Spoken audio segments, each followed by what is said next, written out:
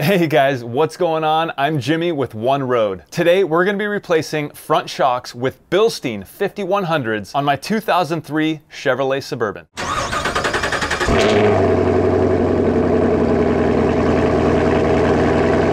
Now here we are in the Suburban. What I really want to do is hit a few bumps so I can get a really good idea for the before ride quality, and that way I can do the same thing when I'm done and be able to compare the two. Okay, so I found a street with speed bumps and I'm gonna hit this speed bump so I can see just how it feels.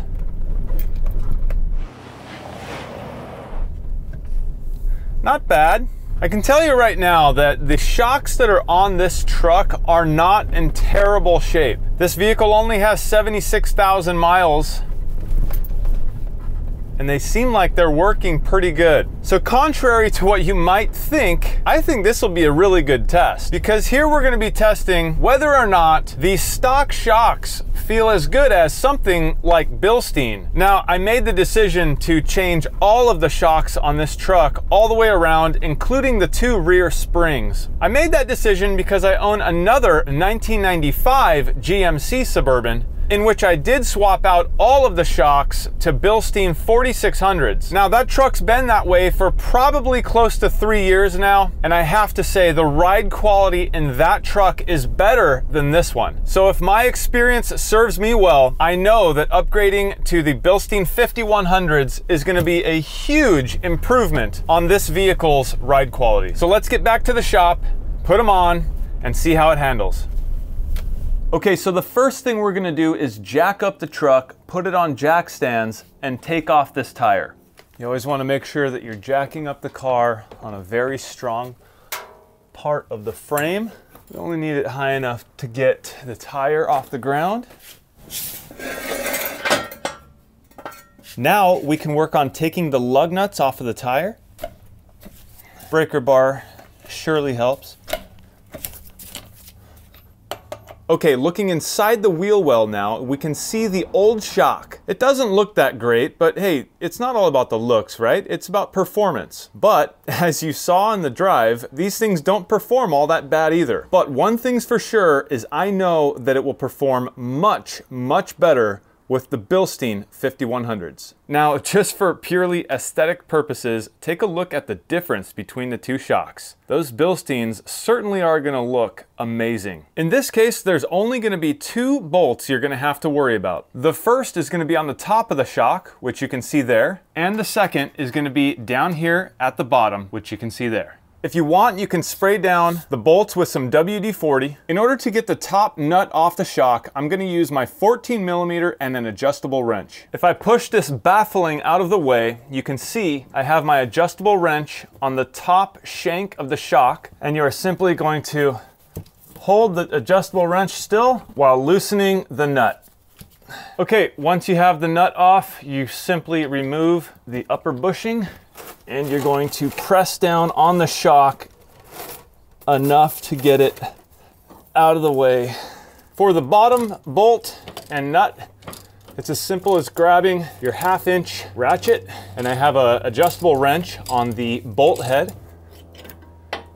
And there you have the old crusty shock. Comparing the two shocks here, you can see the old shock is a little bit shorter than the new Bilstein. This Bilstein shock is meant for a few inches of lift, but it also works with 0 lift. I recently gave this Suburban a small lift using a brand new set of torsion keys, so therefore I went with this Bilstein model to compensate for that lift. So installing this new shock is going to be as simple as removing the old one. We're just going to slide her in place. These Bilstein shocks do come with new bushings, so we're going to want to install the bottom bushing before we push it into place. To do that, we're gonna simply push the dust sleeve down and slide our washer and our bushing into place. Here you can see the shock is fully installed. I was able to get the top part of the shock into position by using a block of wood, pushing it down all the way, and before it could recoil, I pushed it into position, thereby allowing it to recoil through the hole and into the correct spot.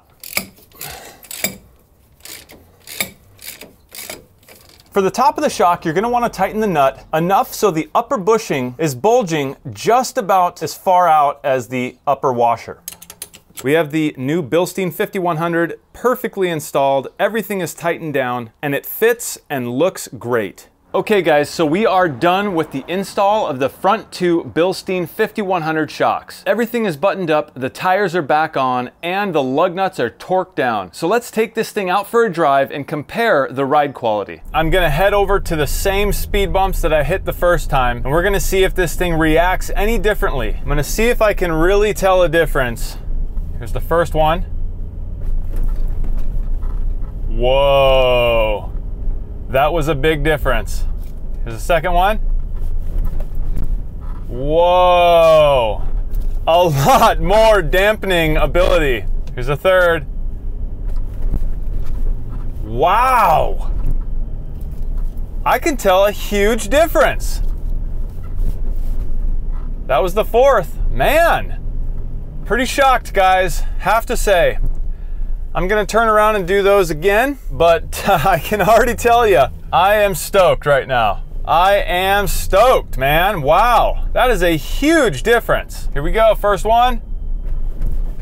That was at 20 miles an hour. Keep in mind the back shocks and springs are still stock. I have to replace those in the next video, so stay tuned for that. Wow, the front is so much better than the back. I can tell a huge difference. Here we go. Man! Yeah! I hope you guys had as much fun watching this video as I did making it. I knew these Bilstein shocks were gonna be absolutely amazing, and I was not disappointed. Don't forget, I'll put links down in the description below this video for these exact shocks. Also, if you want to see me on Instagram, I'm at One Road Garage, and my website is oneroadgarage.com. Please don't forget to hit the thumbs up and comment below if you want. Other than that, be sure to stay tuned for the next video where I'll be replacing the rear shocks as well as the rear springs. All right, guys, I will see you in the next one. Peace out.